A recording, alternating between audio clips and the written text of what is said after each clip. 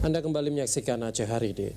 Saudara Dewan Pengurus Daerah Ikatan Keluarga Alumni Lemhanas atau IKAL Provinsi Aceh menggelar kegiatan ngopi kebangsaan pada Sabtu kemarin. Dihadiri beberapa unsur Forkopimda, kegiatan ini mengangkat isu kesiapan Aceh menghadapi transisi energi. Berlangsung di penghujung tahun 2022, kegiatan yang juga dihadiri pimpinan perbankan dan aktivis lembaga swadaya masyarakat, ngopi kebangsaan berlangsung di Aula Dinas Energi Sumber Daya Mineral Aceh di Banda Aceh. Dipandu moderator, sejumlah peserta ngopi kebangsaan membahas isu kesiapan Aceh dalam menghadapi transisi energi. Hal ini karena transisi energi telah menjadi isu global dan tengah gencar dilakukan di Indonesia. Tidak hanya itu, sejumlah negara terus berlomba mensosialisasikan pengalihan energi bersumber fosil ke energi yang ramah lingkungan.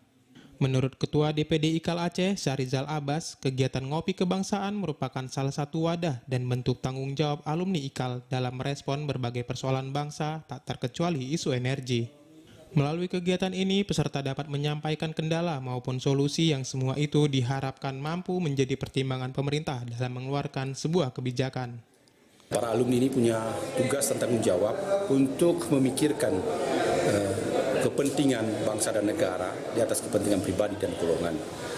Dan isu-isu kebangsaan, apakah isu ideologi, politik, ekonomi, hukum, pemerintahan, sosial budaya, itu harus direspon cepat oleh para alumni ini. Termasuk isu energi ini. Ini berkaitan dengan kehidupan kita, keselamatan bumi, dan oleh karena itu IKAL terpanggil untuk memberikan respon. Salah satu di antaranya adalah melalui ngopi kebangsaan. Jadi kita bicara mengenai transisi energi dari energi fosil ke energi baru terbarukan. Itu salah satu upaya yang bisa dilakukan oleh IKAL. Sementara itu, dalam diskusi peserta diungkapkan besarnya potensi sumber energi ramah lingkungan yang dimiliki Aceh. Begitupun komitmen semua pihak sangat dibutuhkan agar potensi yang ada dapat dimanfaatkan untuk kepentingan bangsa, khususnya masyarakat Aceh.